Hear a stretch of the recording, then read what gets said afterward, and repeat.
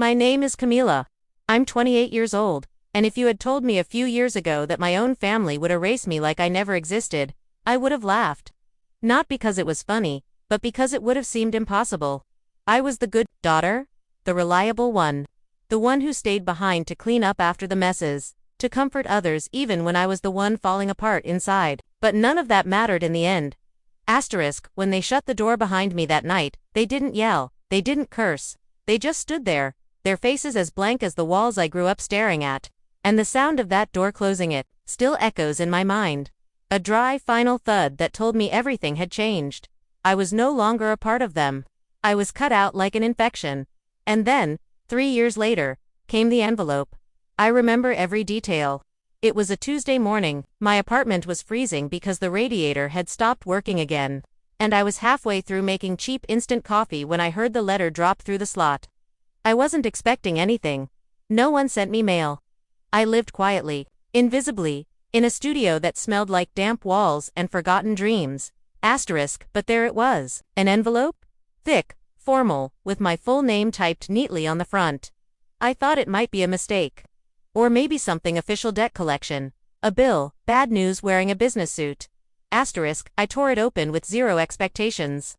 What I found inside made my knees go weak. A check. A real one. $52,000. Written out in neat, clean handwriting.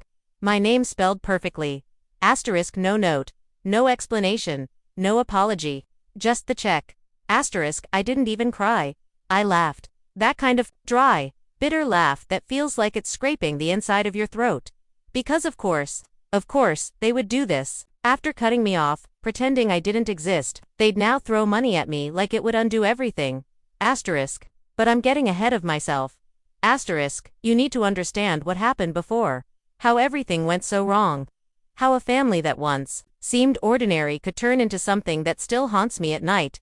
I was born into a household where everything had to look perfect. My dad was a lawyer, stoic, traditional, controlling. My mom, a stay-at-home perfectionist who measured her worth by how pristine the living room was. And my older brother, Daniel, he was the golden child. Smart, athletic, charming when he needed to be. He could do no wrong. And me. I was the quiet one. The emotional one. Sensitive. Too sensitive. According to my mother, you cry too much, she'd say. Or, why can't you just let things go like your brother does? I learned early on that my feelings were inconvenient. I'd try to share something that hurt me, something Daniel said or did, and I'd be met with eye rolls or silence. Or worse, don't start drama, Camila. So I stopped sharing. I bottled things up, held them in, wore a smile like a mask that got heavier with each passing year, until the mask cracked. It happened over dinner one night. A Sunday, like I said. Lasagna on the table, wine in there, glasses, the usual shallow chatter about work, neighbors, who was getting fat or divorced. And then my dad asked about my job. I worked at a nonprofit. Barely made enough to live on, but it gave me a sense of purpose. Helping abused women find housing. It wasn't glamorous, but it felt right. I still don't understand why you'd waste your degree on something like that, he said, cutting into his food. I felt the familiar heat rise in my chest. I'd heard it before, many times, but that night, something inside me snapped. It's not a waste, I said. It helps people. People who don't have a family to fall back on. He paused, looked at me. Sounds like an emotional excuse for being broke. Daniel snorted. My mom gave me that look tight-lipped, warning me not to push it, but I pushed. For once, can you just support me? I said, my voice shaking. You've never respected anything I've done unless it made you look good. Silence. A thick, choking silence. You're being dramatic, Daniel muttered, and that's when I stood up. My heart was pounding. My hands trembled. I wasn't yelling. I wasn't crying. I was just done. I'm tired of pretending this family is normal, I said. I'm tired of playing nice while I get treated like a burden. You want me to shut up, to be grateful for crumbs of attention, but I'm done. My dad didn't even look at me. He took another bite of food. If you walk out, don't expect to come back. I waited for anyone to stop me. No one did, so I left. And no one called. No one texted. No birthdays. No holidays. No how are you. I became a ghost to them. 3 years passed like that. I moved twice. Changed jobs. Had a few relationships that ended before they could begin. The silence from them was a weight I carried every day, even as I tried to convince myself I was better off without them. And then came the envelope. The check. $52,000. Out of nowhere. Why? That's the part that eats at me, because money isn't just money when it comes from people who broke you. It's a message. But I didn't know yet what it meant. Not then. Not until the second letter arrived. I didn't sleep that night. I laid in bed staring at the ceiling, the check sitting on the nightstand like a silent accusation. My mind kept spinning through all the possibilities. Was someone dying? Was this some legal loophole? Some mistake? Was it guilt? Bribery? Manipulation? I didn't cash it. For days, I just stared at it, folded it, unfolded it. Ran my thumb along the edge. I wanted to throw it away, burn it. But part of me wanted to know what the hell it meant, because it didn't feel like closure. It felt like a beginning. A warning. Or maybe a trap. And then, a week later, the second letter came. This one was handwritten. The same thick cream envelope, but this time, my mother's handwriting on the front. I knew it instantly. Slanted and neat, the kind she used to write thank you cards with. I stared at it for hours before opening it. I didn't even realize I was crying until a tear hit the paper. Inside. It said only one thing. If you want to understand, come to the house. Sunday noon. Mom, that was it. No apology. No emotion, just instructions. I felt sick. The idea of stepping back into that house after 3 years felt like walking into a burning building with no promise of a way out. I had dreamed about that, house nightmares mostly. The hallway always felt longer, the air heavier. I'd wake up gasping, as if I'd been holding my breath for years. But I went. I don't even know why. Maybe curiosity. Maybe closure. Maybe something in me still wanted to be seen by them, to finally be acknowledged. Sunday came. I didn't dress up. I didn't wear makeup. I didn't even brush my hair. I just went as I was. Raw, unfiltered. Just Camila. The street hadn't changed. The same manicured lawns. The same quiet, suffocating normalcy. As I walked up the driveway, my knees felt like they were made of glass. I knocked once. Then twice. My mother answered. She looked older, tired, but still perfectly composed. Her eyes scanned me like she was reading a book she didn't quite recognize. Hi. I said, because I didn't know what else to say. Come in. She replied, and stepped aside. The smell of the house hit me instantly. Lemon polish, baked bread, and something else, something hollow, like nostalgia dipped in formaldehyde. The furniture was the same. The pictures on the wall, the silence. I stood there for a moment, waiting for someone to say something, anything, but no one did. She led me to the kitchen table. It was empty except for a single manila folder. My father wasn't there. Neither was Daniel, just her. You came, she said, as if surprised. You invited me. I replied. She nodded, sat down, and gestured for me to do the same. I stayed standing. What's going on? I asked. She slid the folder across the table. I didn't touch it. Open it, she said. I did. Inside were documents. Legal ones. Trust papers, estate filings, bank statements, a notarized letter. I skimmed them, not fully understanding what I was looking at until my eyes landed on one line, highlighted in yellow. Beneficiary, Camila Reyes, $52,000. I looked up, stunned. What is this? She looked tired. Not in a long day kind of way. In a carrying something for too long kind of way. It's from your grandmother, she said. I froze. What? She passed away 3 weeks ago. Left that for you. My chest tightened. Why didn't anyone tell me? She insisted it be done this way. I sat down. Slowly, my legs couldn't hold me anymore. I hadn't spoken to my grandmother in years. Not since the rift with my parents. But she always had a soft spot for me.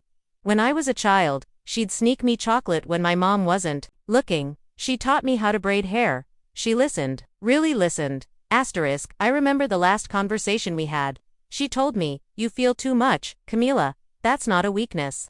That's your fire. Asterisk, I didn't know she was gone. And now, she was. And the only thing left was this money. And this house. And my mother, staring at me like I was both stranger and mirror. Asterisk, she wanted you to have it, she said. Said you'd know what to do with it.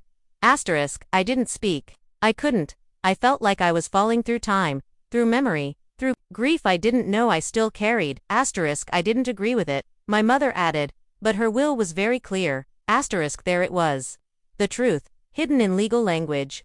This wasn't about generosity. It was about obligation, legacy, control. Asterisk, why now? I asked. Why tell me now? Why the check? Why the letter? Asterisk, she sighed. Because the lawyers made us. Because it's done. Because even in death, she wanted you to be seen. Asterisk, I stood up, I couldn't sit there any longer. Asterisk, she saw me, I said. You didn't. Asterisk, her face tightened. You don't understand what it cost us. Asterisk, I laughed. Harshly. You cut me off. And now you want me to feel. What? Grateful, guilty. Asterisk, she said nothing. Asterisk, I walked out. I left the folder on the table. I left the house. I left everything that was meant to anchor me, and I walked into the cold air with my mind spinning and my heart bruised all over again. Asterisk, the check was still at home, untouched, burning a hole through my drawer like it knew secrets I didn't. Asterisk, but now, I understood. Sort of. What I didn't know yet was that this was only the beginning. Because 3 days later, I got a phone call, unknown number. I almost didn't answer, but I did. And the voice on the other end shattered everything I thought I knew. Asterisk, Camila. The man said, I'm calling on behalf of your grandmother's attorney. We need to meet. There's something else you should know. I didn't even say anything at first. I just held the phone to my ear, frozen, trying to figure out if this was real or if my mind was playing tricks on me again. The voice on the other end repeated himself, calm, professional, distant. Asterisk, Camila, are you there? Asterisk, yes. I finally answered, my throat dry. I'm here. Who are you again? Asterisk, my name is Michael Lorne. I'm the executor handling your grandmother's estate. I was informed you received the initial check. But there are additional matters we need to discuss. Would you be available to come in this week? Asterisk, I didn't respond right away. My mind was still trying to catch up. I'd barely processed the first wave of all this, the money, the visit to the house, seeing my mother after years of silence, and now there was more. Asterisk, what kind of matters? I asked, cautious. Asterisk, it would be better explained in person, he said. It's not something I can go over on the phone. Asterisk, of course not. Because nothing in my life could ever be straightforward.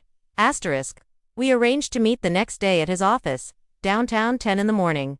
Asterisk, I barely slept that night. I lay on the couch, staring at the ceiling again, replaying everything in my mind like some twisted movie I didn't audition for. My thoughts kept circling around my grandmother, how she must have known what was going to happen, how she chose to reach me, not through warmth, not through a letter filled with love, but through money and legal documents. I tried to believe it was her only way, that she was trying to protect me, even after she was gone. But part of me felt like a child again, left out in the cold, trying to read between lines that no one ever wrote. Asterisk, by morning, I was exhausted, emotionally numb, but I went.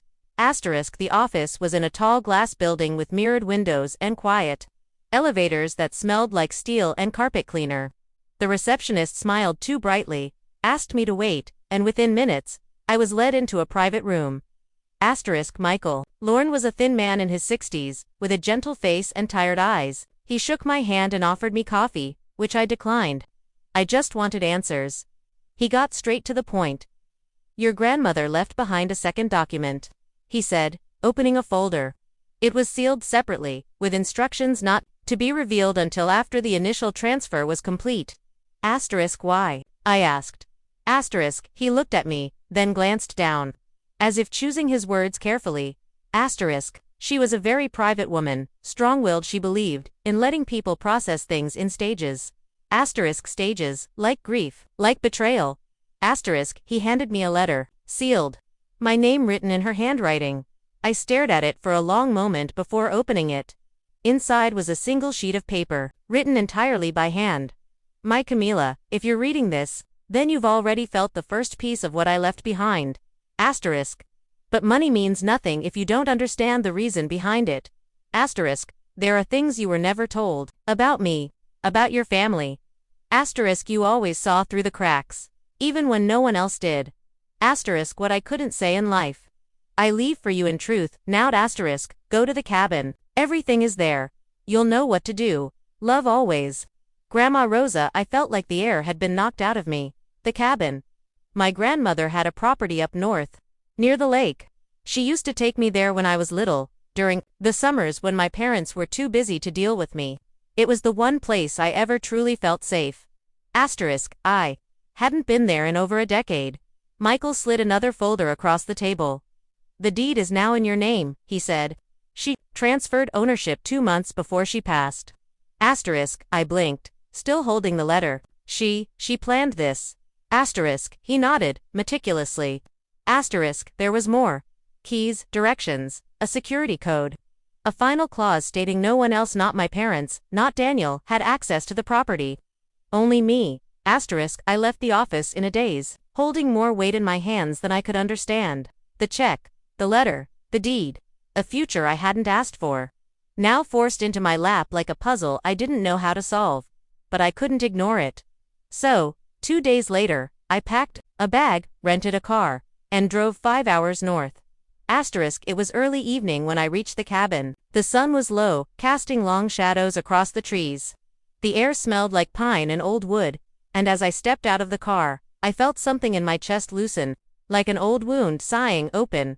Asterisk, the cabin looked the same. A little weathered, but strong. The porch creaked as I walked up. I entered the coat, the door clicked open. Asterisk, inside, everything was just as I remembered. Worn rugs, the old fireplace, that familiar dusty warmth. It was like stepping into a preserved memory. Asterisk, and, on the coffee table in the center of the room, another envelope, asterisk, no name. Just placed there, waiting. I opened it. Inside was a USB drive. A note, asterisk, watch this alone. And only when you're ready. I held it for a long time, unsure if I was ready for anything. But I plugged it into my laptop. Asterisk, the video was grainy, recorded in the cabin. My grandmother sat in the same chair that now faced me. Her hair was silver, her face lined, but her eyes were sharp. She began to speak. If you're seeing this, Camila, then you've finally come back. And it means you're strong enough to hear the rest. Asterisk, I froze. My heart pounded. In my ears, asterisk, there are things you don't know. Things that were kept from you. Not just about me. About your parents. Your brother. About what happened before you were born, and why you always felt like an outsider. She leaned forward in the video. I'm not just leaving you money. I'm leaving you the truth. And it starts with this place. With this land. And with a secret I've kept buried for 30 years. I didn't move. I couldn't. The glow of the laptop screen lit the dim room, casting soft shadows against the wooden walls. My grandmother's voice echoed in the silence like a whisper from another world, threading itself around my ribs and tightening with each word. A secret I've kept buried for 30 years. What could possibly be so heavy, so monumental, that she would carry it to her grave and then pass it to me like an inheritance? She took a breath in the video. Her hands were folded in her lap, trembling slightly. You were always different, Camila, not because you were weak or emotional or too much, as they said, but because you were honest. And in this family, honesty was dangerous. I felt a sting behind my eyes. There's a journal in the cabin, she said. Hidden under the floorboard, in the bedroom closet, it has everything. My memories, my regrets, my reasons. I needed to tell you in person, but time doesn't always give us that grace. She looked down, then back at the camera. I want you to read it. I want you to know who I really was, who your parents really are. And I want you to decide what you'll do with what you learn. I trust you, Camila, more than I ever trusted anyone. Then, with tears in her eyes, she said one last thing. I'm sorry I couldn't protect you better, but maybe this will set you free. The screen went black. I sat there for a long time, my body numb, heart roaring in my chest. She wasn't just giving me money, or land, or a second chance. She was giving me a burden. The kind that rewrites everything you thought was true. Eventually, I stood. My legs were unsteady, like I'd aged in the last 10 minutes. I walked to the bedroom closet, the one with the peeling white door and the old hanging coats that still smelled like her. I got on my knees and started feeling along the floor. I pressed on the boards, one by one, until I found the loose one. It creaked upward with a pop dot, and there it was. A leather-bound journal. Thick, heavy, worn. I pulled it out and sat on the bed, clutching it like it might vanish if I let go. I opened to the first page. 1988. I am writing this because I can no longer hold these secrets inside, and because Camillo, one day, I hope you'll read this and forgive me. My breath caught. Your father wasn't supposed to marry your mother. He was in love with someone else. Her name was Lucia. She was kind, gentle. She had fire, like you do, and she was pregnant with his child. I froze. What? Your grandfather, my husband, put an end to it. He said Lucia wasn't appropriate, that she would ruin the family name. He forced your father to marry Teresa, your mother, and paid Lucia to disappear. My heart began pounding. But Lucia didn't disappear. She kept the baby. A girl. I found her. I tried to help, but it wasn't enough. She died when the child was only 3, and I couldn't save her. I couldn't save either of them. I felt dizzy. I took the child in, quietly, secretly. No one knew. I told everyone she was a distant cousin's orphan. But I raised her like my own. No. Her name was Sophia. Sophia. That name sent a jolt through me. I knew it. I knew it. My childhood best friend. The girl who used to come to the cabin with me during summers. The one who disappeared without explanation when we were 13. My grandmother had said she moved away. That her aunt came to get her. Sophia was your half-sister. I dropped the journal. The room spun. No, my half-sister. The girl I spent nearly every summer with, shared secrets and tears and dreams with. The one I loved like a sister was my sister. I stood up, pacing, gripping my hair like it might keep my head from exploding. The journal lay open on the bed, its truth bleeding out onto the pages like ink into water. I picked it up again, flipping ahead. I never told anyone. Not your father. Not your mother. They wouldn't have understood. They would have erased her, too. Like they tried to erase you. When she turned 13, I sent her away to boarding school. Not because I wanted to, but because there were threats. Your father found out someone was asking questions. He never knew who she really was, but he suspected something. I did what I had to do to keep her safe. She's alive, Camila. And I think she's still looking for you. I broke. Right there. I sank to the floor and wept. For the lies. For the stolen years. For Sophia. For the girl I had thought was gone forever, only to find out she had always been a part of me in ways I never imagined. When the tears dried, something else stirred inside me. Resolve. I had to find her. I had to know if it was true. She was still out there. If she remembered me. If she knew who she was. And suddenly, that check, that money, that strange unexpected gift. It made sense. It wasn't just money. It was fuel for the journey ahead. The snow had started to fall lightly by the time I stepped back outside. Tiny white flakes melting on my jacket, disappearing on contact like they were too delicate to hold onto this world. I stood on the porch of the cabin, the journal clutched tightly in my arms, my breath visible in the cold air. Somewhere out there was Sophia, my half-sister, the girl who shared my blood and my past and a truth that had been buried so deep. I didn't even know I was missing her until the pain hit me all at once. I didn't know where to start. The journal only hinted at where she'd been sent. School, maybe out of state. But there were no addresses, no last names, nothing solid. My grandmother had protected her so carefully that even I had been kept in the dark. But I remembered her eyes, her laugh, the way she'd braid flowers into my hair during those long summer afternoons by the lake. I remembered the way we used to pretend we were sisters, not knowing we already were. I drove back to the city the next day. Not because I wanted to leave the cabin, but because I knew if I stayed, I would get stuck in my grief. And grief wasn't going to find Sophia. Needed resources. I needed internet, archives, maybe even private investigators if it came to that. I had $52,000. I could use it for something real, for someone real. Back in my apartment, the silence felt heavier. The same walls, the same furniture, but nothing felt the same. I was different now. I had history in my blood that I never asked for. I had a mission. The first thing I did was open my old photo albums. Tucked away in the back of my closet was a shoebox filled with childhood pictures. Some had been ripped or bent from being moved too many times, but there were still dozens of photos of me and Sophie arms around each other. faces painted with summer dust and sticky popsicle grins. I flipped through them slowly, searching for clues, but I kept landing on one photo, us at the lake, sitting on the dock, our legs dangling over the water. She was holding a book in her hands. That's when I remembered. She loved to write. Even back then, she used to carry notebooks everywhere. Pages filled with poems, stories, thoughts. She'd read them to me sometimes, dramatic and full of flair. Pretending to be some famous writer. I scrambled to my bookshelf and pulled out one of my own journals from when I was a kid, one I hadn't touched in years. Near the end, there was a list. Things me and Sophia want to do someday. It was childish and innocent, full of dreams like ride a hot air balloon and open a bookstore together. But one entry stood out. Publish our stories together, our names side by side. I didn't know if she ever did, but I had a hunch. I typed her full name into the search bar, Sophia Lucia Reyes. It brought up nothing at first, no social media, no websites. I tried variations, added author, writer, journalist, and finally, a name popped up on a small online literary magazine from Oregon, SLR, a short story. The author's bio was nearly empty. Just a line, SLR is a writer, currently living in the Pacific Northwest.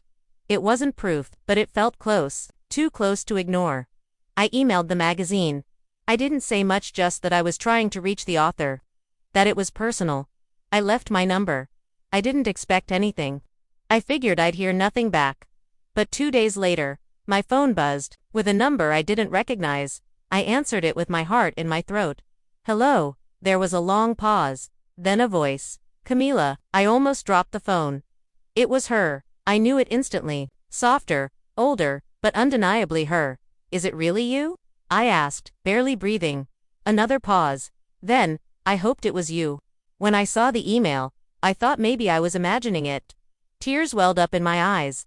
I found the journal. I whispered, I know everything. She didn't speak for several seconds. I could hear her breathing, like she was trying not to fall apart. I've been waiting for this call my whole life, she finally said. I sank to the floor, sobbing, quietly. I missed you. I missed you too. That was all it took. Years of distance collapsed in one moment, like a dam breaking open, flooding everything we'd buried. We spoke for hours that night. She told me she'd gone to boarding school in Vermont, then moved to the West Coast for college. She had no idea who she really was until she turned 18 and requested her birth records. The name Lucia was listed as her mother. The father was left blank. She suspected, but never had confirmation. My grandmother had kept her safe, but kept her isolated too. And then you were gone, she said. One summer you just never came back. They said you moved. I thought maybe you'd forgotten me. Never, I said. They cut me off. I didn't even know where you were. She sighed. I thought about reaching out, but I was scared. I thought maybe you didn't want to be found. I always wanted to find you. Another long silence. Then she said something that made my heart squeeze. Do you want to come see me? I didn't hesitate. Yes. I booked the flight that same night. One way, I didn't even think about work, bills, or anything else that had once felt like anchors in my life. The only thing I knew for sure was that Sophia was real, alive, waiting, and I wasn't going to waste another second. The plane landed in Portland under a sky that looked like it had forgotten how to shine. Thick clouds, soft rain, a kind of gray that somehow matched the quiet, nervous storm inside me. I hadn't told anyone I was going. Not even the few people I still kept in touch with. It wasn't their story. It was ours. She met me at the airport. I stepped off the escalator with my heart hammering in my chest, scanning every face until I saw her standing near the arrivals gate, wearing a faded green coat and clutching her hands together like she didn't know what to do with them. But her eyes, God, her eyes, they were exactly the same. She smiled, just a little. Like she was afraid if she smiled too wide, she might break. Hi, I said, breathless. Hi, she echoed. We didn't hug right away. We just stared at each other, taking in the years, the pieces of ourselves we'd both grown without knowing how much we were missing. And then finally, it happened. We reached for each other at the same time, arms wrapping tight like we were trying to make up for every lost day. I held her like I was afraid she'd disappear again. She didn't. The car ride to her apartment was quiet at first. filled with that strange but beautiful tension between strangers who knew each other's souls. Her place was small but cozy, filled with books and plants and candles that smelled like lavender and old pages. It felt like her. It felt like the Sophia I remembered, grown into someone strong and soft all at once. We sat on the couch, tea in our hands, and for a long time, we didn't speak. We just existed next to each other, like silence was safer than words. But eventually, we began to talk. About everything. About the cabin, the journal, the truth. I always knew I didn't belong, she said. Even when I didn't have the language for it. Grandma Rosa, she gave me love, but it was a quiet, kind, careful, protective. I never knew why until years later. I'm sorry you had to go through that alone. She looked at me, her eyes shining. So did you. I told her about the dinner, the moment I walked out, the years of silence that followed, the way our family cut me off like I was a disease. She didn't look surprised, just sad. They hated what they couldn't control, she said softly. We talked late into the night. We pulled out old photos, shared memories, compared truths. Every word was a thread pulling us closer, stitching the past back together in ways we never thought possible. It felt like healing. Like breathing after holding your breath for years. But the peace didn't last long. 2 days later, she got the letter. It was slipped under her door while we were out grocery shopping. No return address. No postage. Just her name. Inside, one sentence, typed in bold. Stay out of things that don't concern you. She read it out loud, then handed it to me. Her hands were shaking. This isn't a coincidence, she said. They know. I nodded, my stomach turning. They must have found out you're alive. That we've reconnected. Her voice was tight, but how? I thought about the lawyer, the inheritance, the records. It wouldn't be hard for someone with the right connections to trace the money, the travel, the property transfer. If our father or my brother were digging for leverage, they'd find breadcrumbs. We're not safe, she said. I hated how true that felt, but I also felt something else, fury. For the fear they still made us feel. For the shadows they kept us in, for the way they tried to erase Sophia like she was nothing but a stain on their perfect life. We can't let them scare us into silence, I said. She nodded, slowly. Then what do we do? I didn't have a perfect answer, but I knew one thing. We find out everything. We dig into the past. We pull out every rotten secret they've buried, and we decide what happens next. Her mouth quirked in a half-smile, still dramatic. Huh. I laughed, wiping a tear from my cheek. You know me. We spent the next week doing exactly that. We scoured everything my grandmother had left behind. Legal documents, old letters, scans from the county office. We even hired someone discreet to help track down archived public records, birth certificates, adoption filings, property disputes. And what we found changed everything. My father had never legally annulled his relationship with Lucia. There was no marriage certificate, but there was a record of a property transferred in her name, a lake house, purchased 2 months before she gave birth. After her death, the deed was quietly transferred to R. Reyes. Rosa, my grandmother, had covered her tracks, but there were traces. Enough to prove she'd taken in a child. Enough to prove that child was Sophia. Enough to unravel their version of the truth. But then we hit something darker. A sealed court file, restricted. The investigator couldn't access the full contents, but the title chilled me. Reyes v. Reyes. Petition for termination of parental rights. 1996. My hands went cold. That was the year I turned 1. The same year my mother stopped working. The same year Daniel suddenly became the center of the family. The file was marked confidential. I didn't know what it contained. But I knew. Deep in my bones. It had something to do with me. I couldn't sleep that night. The words petition for termination of parental rights kept playing in my head like a broken record. It didn't make sense. Why would my own family ever try to terminate parental rights? What did that mean? Was it about me? Was I the one they wanted to sever ties with? Sophia sat on the edge of the bed, flipping through papers, but I could see it in her eyes. She was shaken too. Every new piece we uncovered twisted the knife a little deeper, exposing not just lies, but calculated cruelty. Asterisk, I think this is why they cut you off, she said finally. Not because of what you said, but because of what you are. What you know. What you remind them of. Asterisk, I didn't answer right away. My whole body felt like it was humming with panic. Like my blood didn't know which direction to flow. Asterisk, we need that file, I said. Asterisk, it's sealed. Sophia replied quietly. And if it's sealed, that means someone went to court too. Make sure it stayed that way. Asterisk, but you're a party to it. If it's about me, then I have a right to know. Asterisk, the next morning, we went to the courthouse. The clerk was polite but firm. She confirmed the case existed but said only someone directly named in the document saw there. Legal representative could file a petition to access the records. Asterisk, so we filed one. They said it would take up to 2 weeks.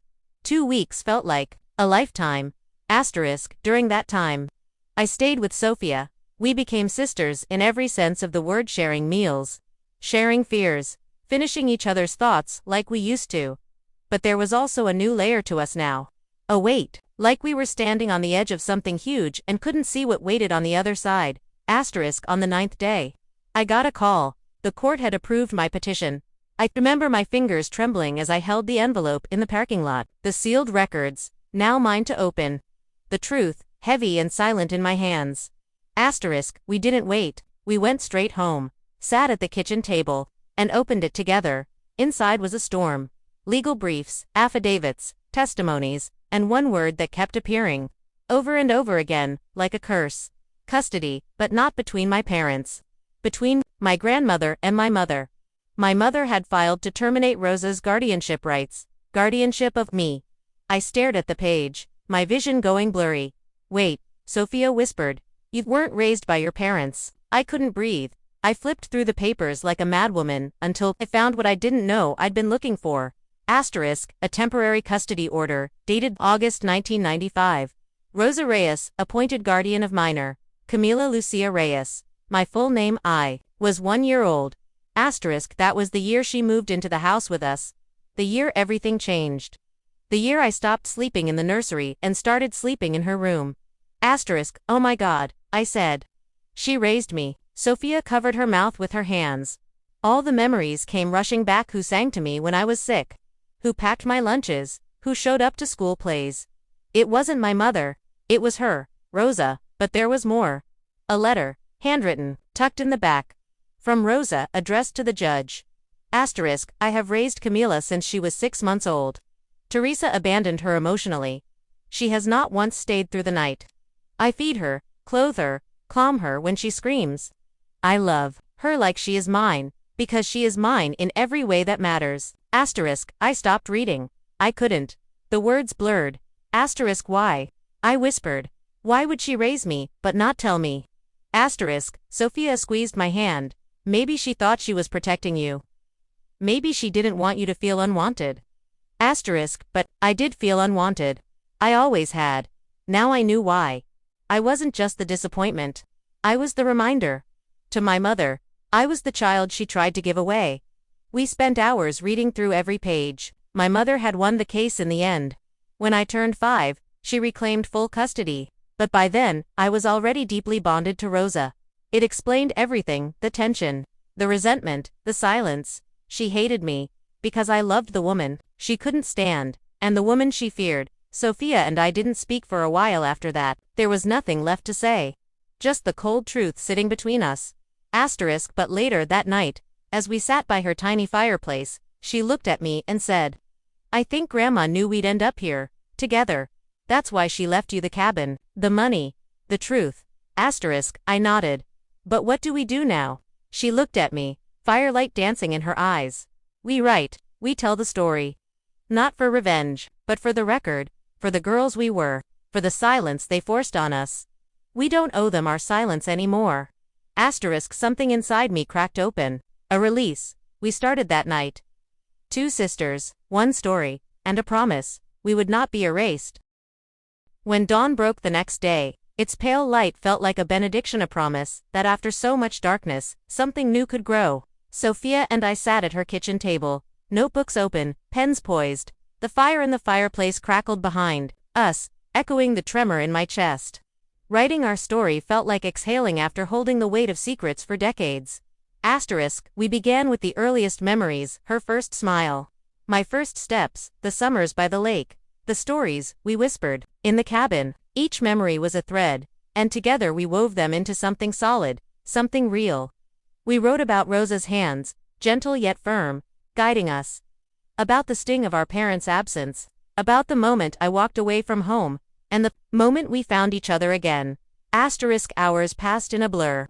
We paused only to breathe, to look each other in the eyes and say, "This is our truth." The pain of betrayal throbbed beneath every word.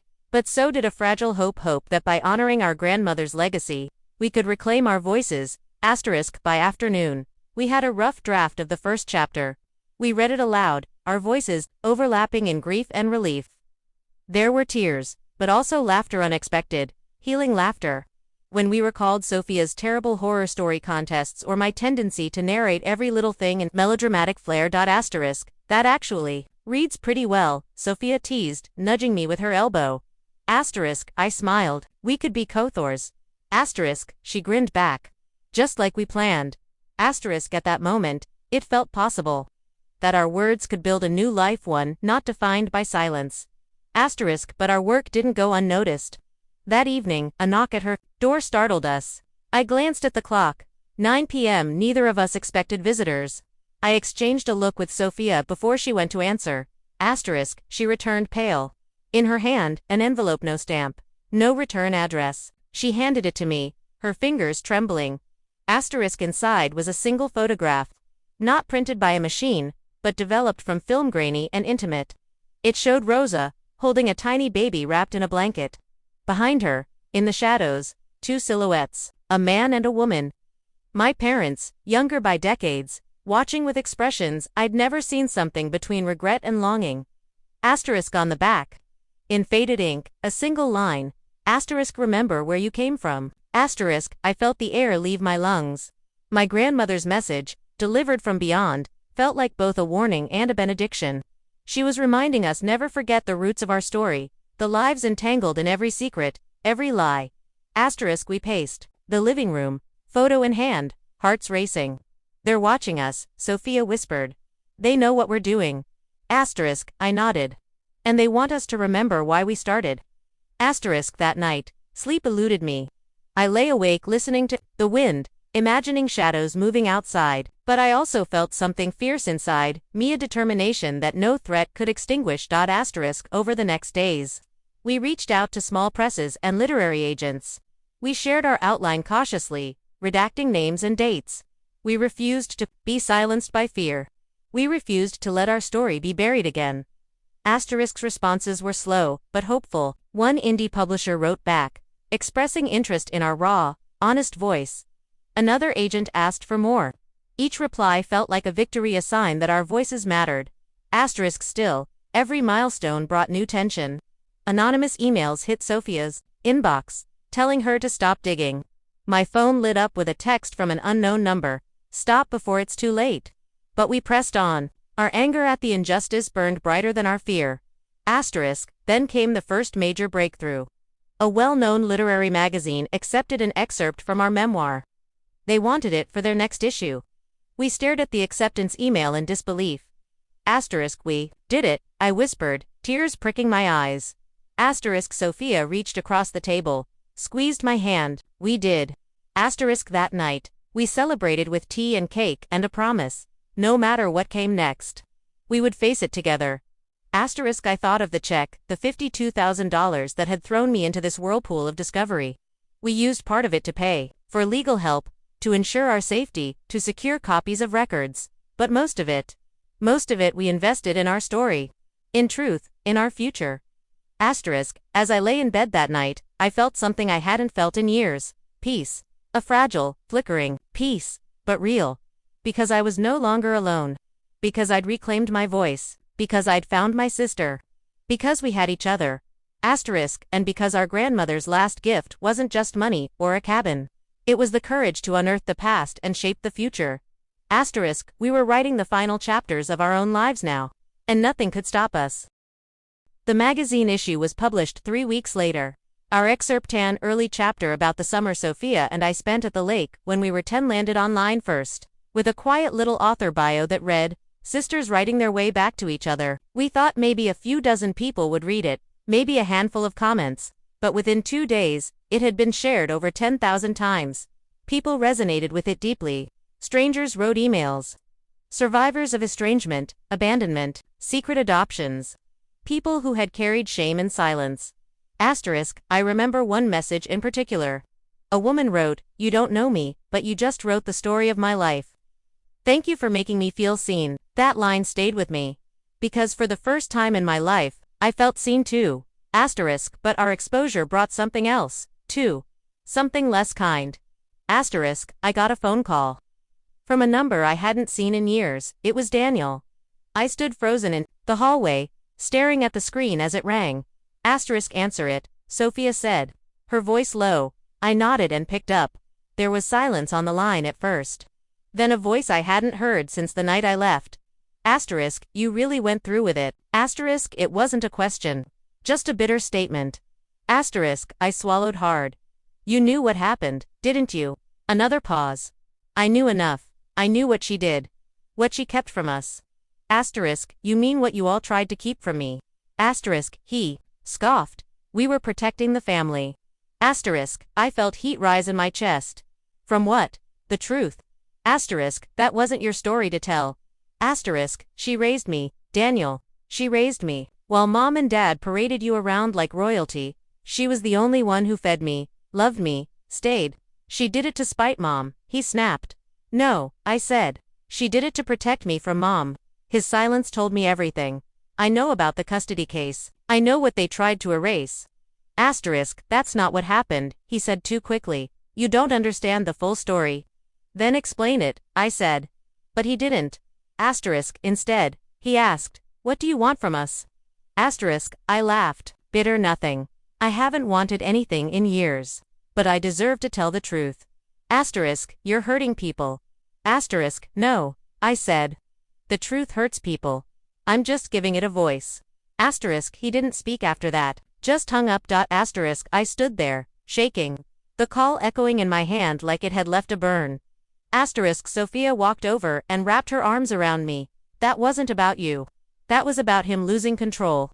I nodded, but deep down, I knew something else. This wasn't over. Sure enough, 3 days later, we got a letter from their attorney. It was a formal cease and desist. They were trying to stop publication of our book.